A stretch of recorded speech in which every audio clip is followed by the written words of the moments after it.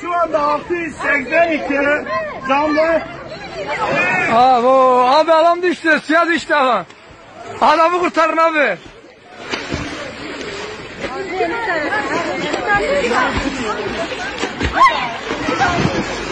Getir buraya, getir bu tarafa, getir bu tarafa.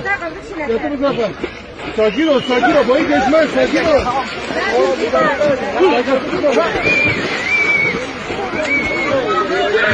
Hay lele. Osmaniye'deki arkadaşlar görüyorsunuz. Ballıgöl'de bir facia daha. Fazla girmeyin.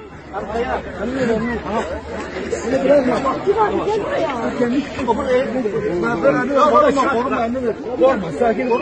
Korkma, sakin ol. Sen niye hemen gidiyorsun? Ya Allah. Tamam, sen niye giriyorsun? Belediye burada korkuluk yapması lazım. Korkuluk. Herkes buraya bir şey var mı? Aynen. Buraya belediyenin bir korkuluk yapması lazım. Düştü herhalde ya. Düştü. Geri giderken röportaj yapıyordu. Düştü.